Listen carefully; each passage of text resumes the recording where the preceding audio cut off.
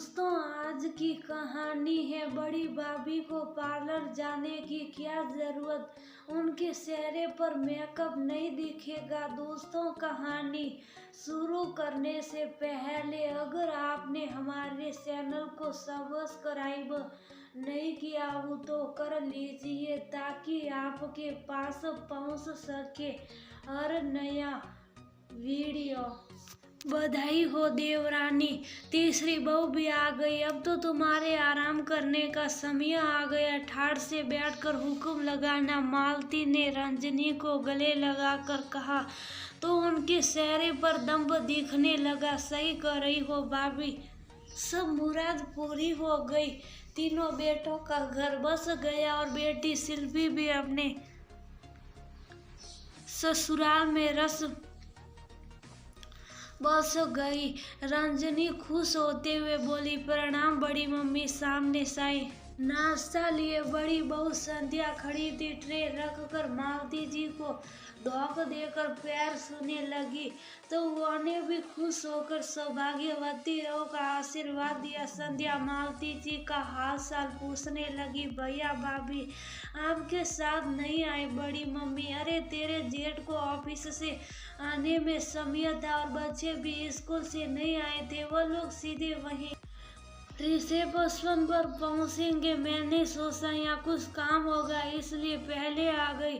संध्या वो तुम्हारी देवरानी माया कहाँ है, दिख नहीं रही? मालती जी चाय पीते हुए बोली। तभी माया और शिल्पी कमरे में आए। मम्मी, मैं और माया भाभी पार्लर होकर आते हैं। हाँ ठीक है, जाओ और समय पर आ जाना, रंजनी ने दोनों को कहा। तुम दोनों पार्लर में तैयार होने जा रही हैं तो संध्या बहू को क्यों नहीं ले जा रही? मालती जी के ये पूछते ही शिल्पी हंसते हुए बोली, बड़ी मम्मी संध्या भाभी को पार्लर की क्या जरूरत है, इनके चेहरे पर मेकअप दिखेगा भी नहीं और फिर बेचारी पार्लर वाली भी कितना भी पाउडर लगाकर गोरी कर दे फिर भी संध्या भाभी अपने नाम के जैसे ही लगेगी। शिल्पी की इस बात पर माया और रंजनी भी हंसने लगी। ये सुनकर मालती को बहुत बुरा लगा। उसने देखा कि शिल्पी की बात पर संध्या सामने तो हंस दी लेकिन उसकी आंखें भीग गई। सही कहा बेटिया की संध्या को मेकअप की क्या जरूरत? अरे मेकअप वो तो करते हैं जिनके मन में दाग होता है। उन दाग को दुनिया से ज्यादा खुद से छुपाने के लिए पाउडर की परत लगानी पड़ती है। जो मन से सुंदर होता है उसकी निश्चल मुस्कान ही उसकी खूबसूरती पर सार चांद लगा देता है। मालती की बात सुनकर सब चुप हो गए। बात को संभालते हुए रंजनी बोली, अरे भाभी आप भी क्या बात लेकर बैठ गई? ननद भौजाई का आपस का मजाक ये शिल्पी की बात का कोई मतलब नहीं था। रंजनी ने धीरे से शिल्पी को इशारा किया कि वो निकले जल्दी से और संध्या को भी जल्दी से तैयार होने को कहा तो संध्या बोली, मम्मी जी आप भी तैयार हो जाइए, आप और बाबा जी को पहले जाना है। संध्या बहू तुम भी तैयार हो जाओ, आज मैं अपनी देवरानी को अच्छे से तैयार करके लाती हूँ। मालती जी ने अपनी आंखें सिकोड़ते हुए रंजनी को देखते हुए कहा, क्या हुआ भाभी, ऐसे क्यों देख रही? लग रहा है आज क्लास लेने वाली हो। रंजनी हंसते हुए बोली, मुझे तुमसे ये उम्मीद नहीं थी रंजनी। मालती जी गुस्से से बोली, भाभी क्या हो गया? आप शिल्पी की बात को लेकर अभी तक हंसपेटे। वह रंजनी बात को टालना चाह रही थी। रंजनी, ये ननद भाभी का मजाक नहीं था बल्कि एक बहू का अपमान था जो तुमने किया। एक जेठानी का अपना अपमान था जो माया बहू ने किया और एक भाभी का अपमान था जो शिल्पी ने किया।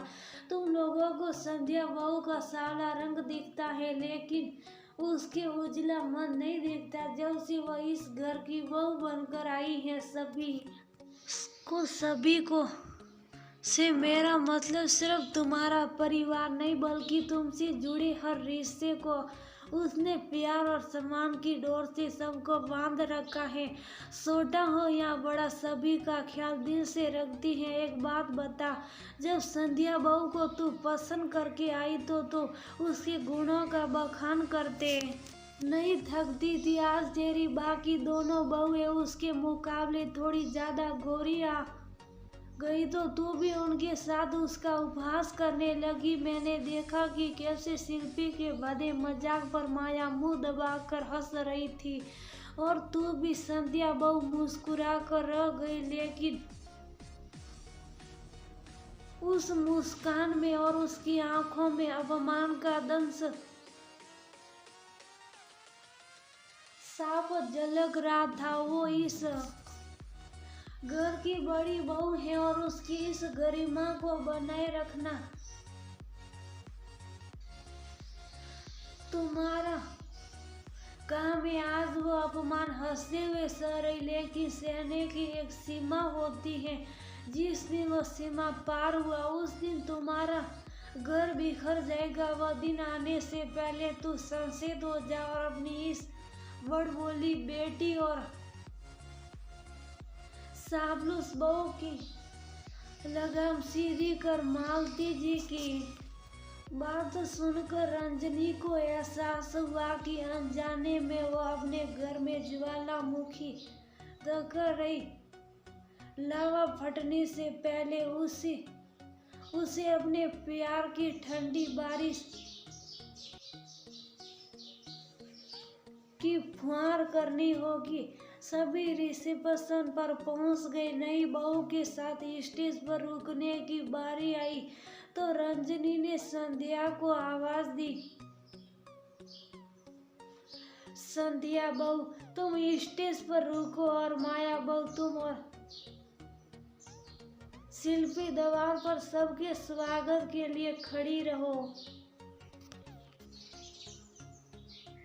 द्वार पर मम्मी स्टेज पर खूबसूरत चेहरे रहेंगे तो फोटो अच्छी आएगी। संध्या भाभी अगर वहाँ रही तो लोग यही कहेंगे शिल्पी चिढ़कर बोली, लेकिन रंजनी ने आज उसे बीच में ही रोक दिया। लोग यही कहेंगे कि रंजनी की बड़ी बहू की खूबसूरती को किसी बनावटी मेकअप की कोई जरूरत नहीं।